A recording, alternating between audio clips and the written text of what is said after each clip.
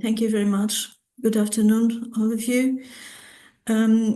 What I bring you is a work I'm done for several years now, for about 5 years, in another context, and it came up the idea of research also the amulets, talismans, and charms. So this research aims to analyze amulets from a symbolic and anthropological point of view. And in addition, I'd like to determine if all possible whether amulets are still significant to Portuguese people. So it is something that I'm very interested in, and I saw that in some circumstances researching anthropology of food, for instance, there are some signs and some amulets people use in order for the cookings to be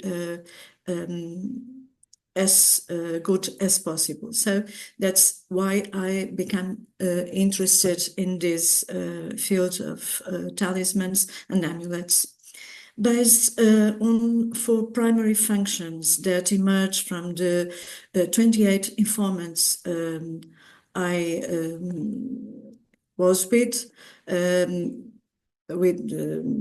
before, by their life stories, letters, diaries, exploratory interviews, and observation of their daily practices.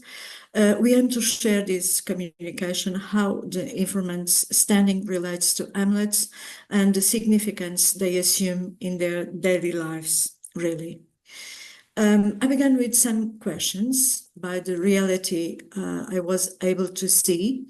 And basically, there were 5 main questions.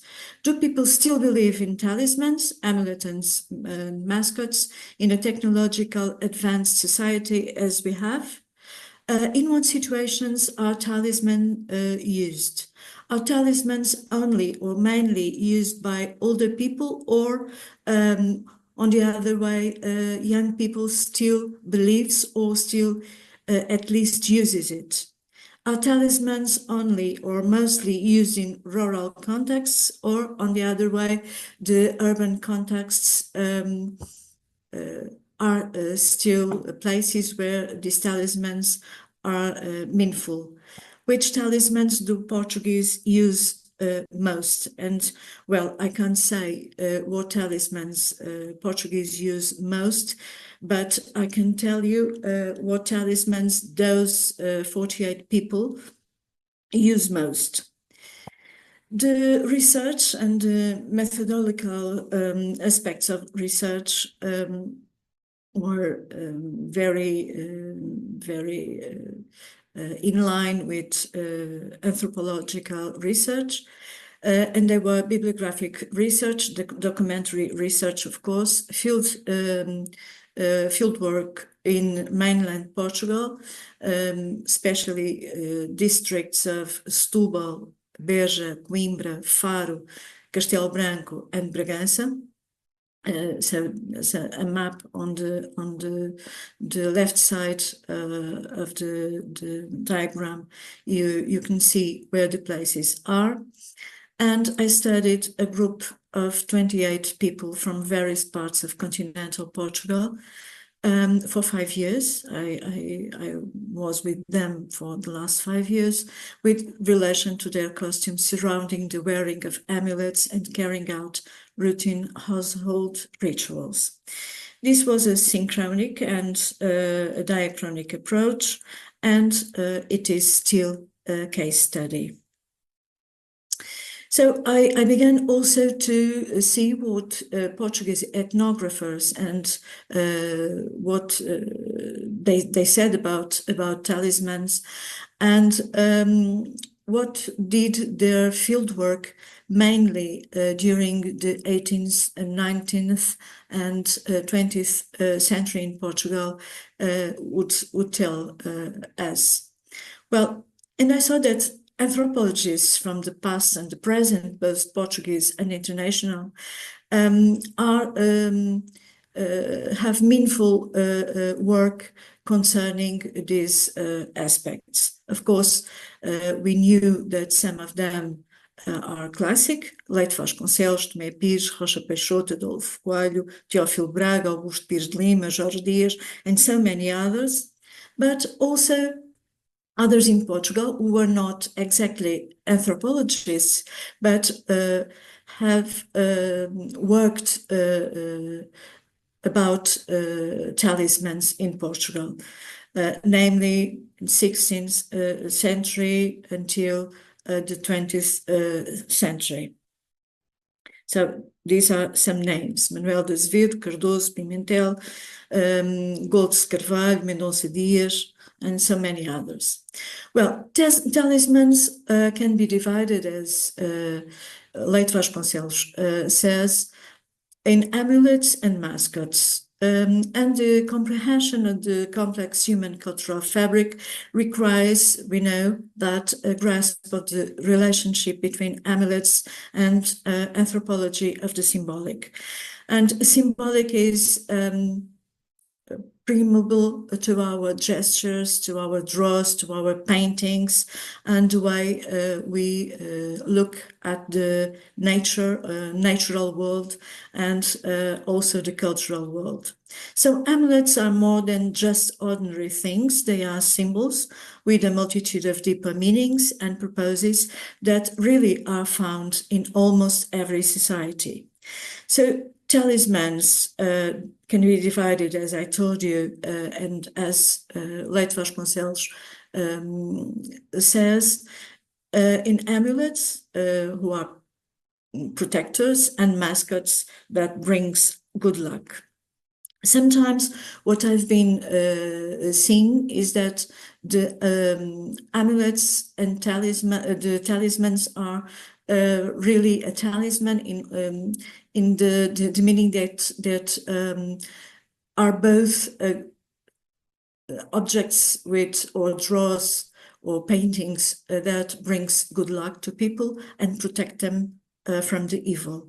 So amulets are, Leite Vasconcelos says again, certain objects that are worn around the neck or in a pocket, or kept at home in order to avoid certain evils. Sometimes a humble clove or garlic is enough, others a simple stone. No matter the shape, the more or less extraordinary aspect, the intimate meaning is worth everything. So in modern Portuguese popular tradition, and modern at the time was 19th and the beginning of 20th century in Portugal, amulets still retain a great vitality. I would dare to say that today they retain a great vitality.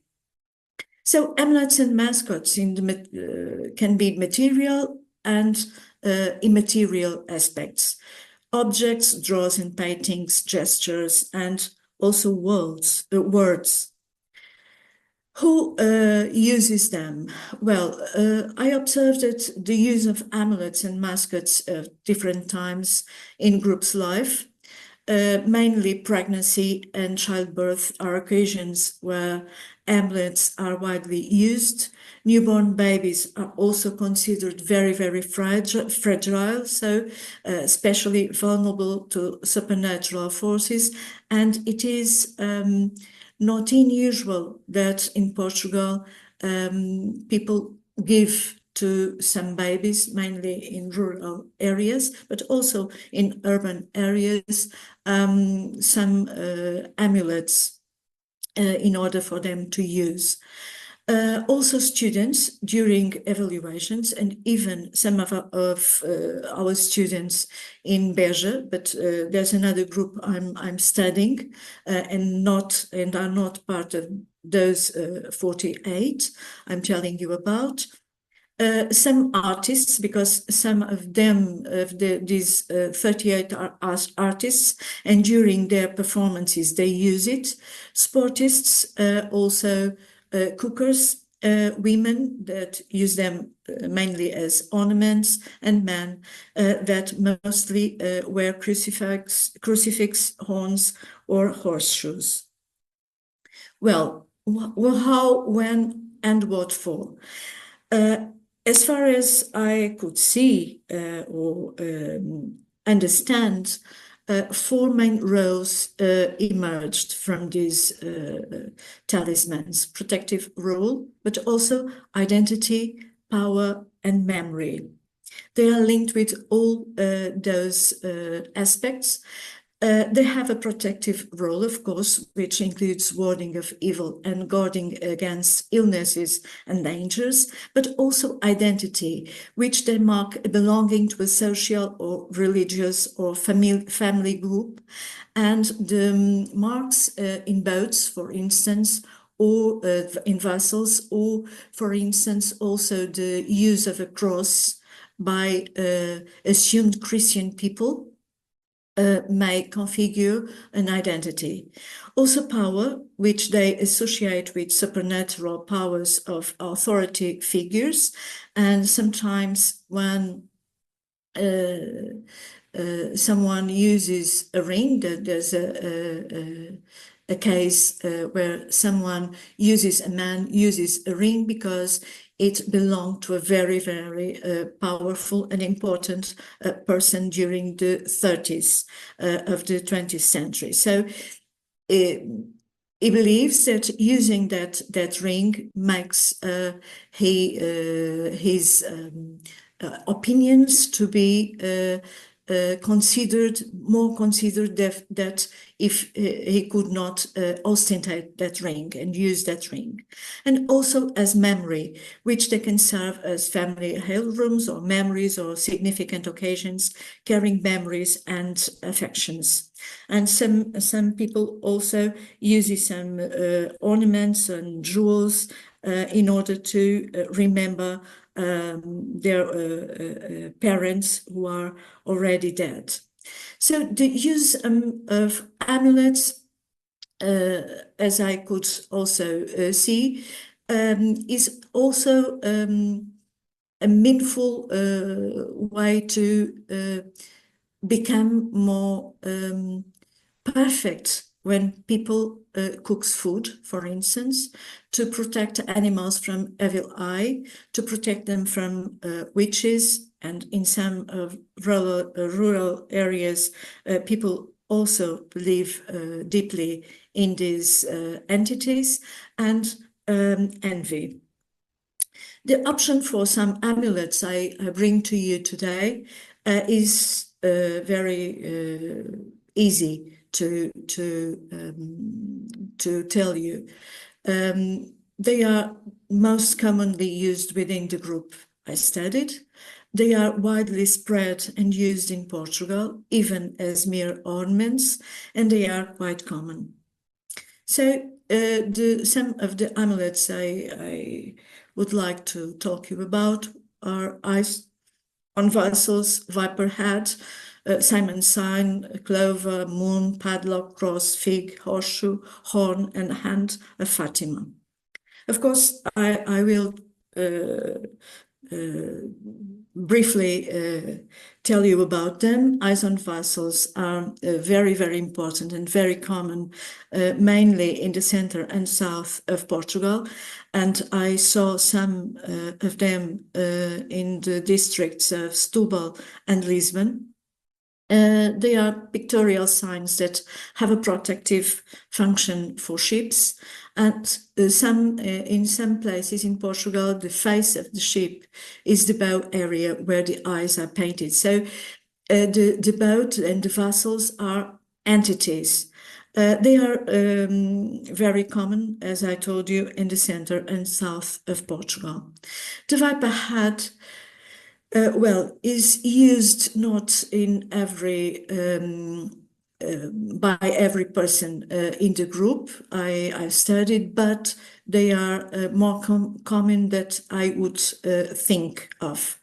It's a fertility symbol used under the mattress of help a woman who has difficulty to getting pregnant, for instance, in Barreiro, used that. Barreiro is near Lisbon, a very, very urban area, and it was a gift from her husband's aunt, who lives in a village in Jerez Mountains and believes deeply believes that she will be pregnant. Well, in fact, she got pregnant, and for that aunt, the viper had a big role in that pregnancy. It brings happiness and it brings abundance. The Simon signs or signum Salomonis is very meaningful in Portugal also, either to get rid of the evil eye or freeze from the illness and grief. It's used in threads and bracelets, and it's used in everyday rural objects, as you can see in here, oxen yokes, furniture, ceramic objects, and so on. And it's quite important, as we have already been able to hear today and yesterday. The fig is also very used in Portugal, mainly by women. It's a magical gesture also, and it's made with the hand closed, so the thumb protrudes from between the index and middle fingers. It protects you from fascination or the evil eye, and it is also used in some formulas, magic formulas, in order to avoid bad things and evil eye. So it is quite important as a word, as an immaterial, let's say that, talisman, as well as cross.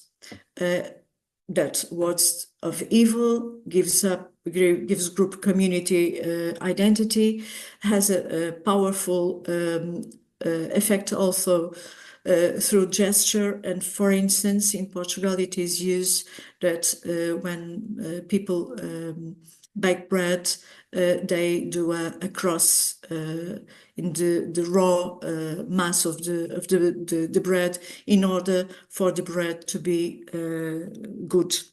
So it is used inside homes, of course, but also outside homes, and it can also be a protective sign against storms, for instance.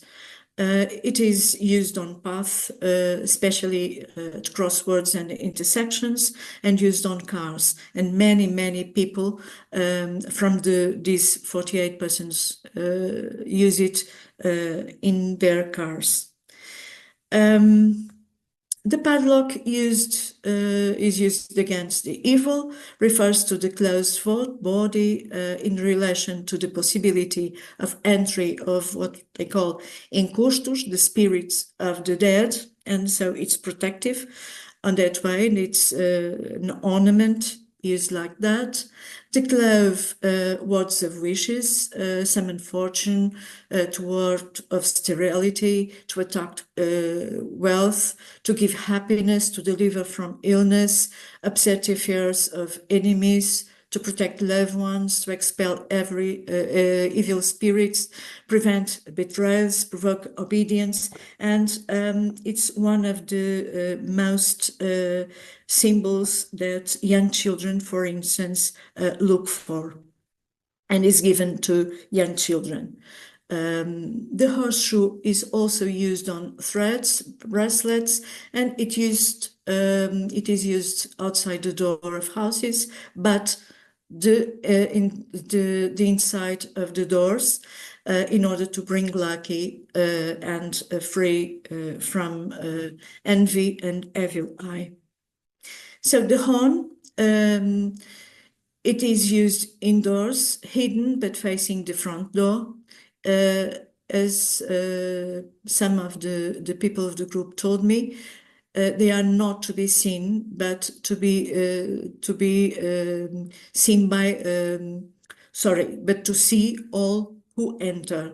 It brings luck, it frees from envy and the evil eye, and I was also told by some of the persons, mainly from the north, the center and north of Portugal, that the ram's horn is more effective than the others. And finally, the hand of Fatima, that used to ward of the evil eye, protects against envy and the evil eye also, and used mainly on the outside of the doors.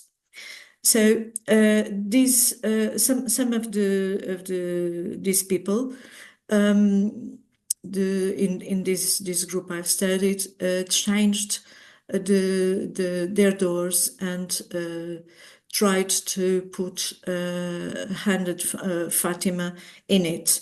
Some of them because it is old and they bought old houses, so it's in order to fit.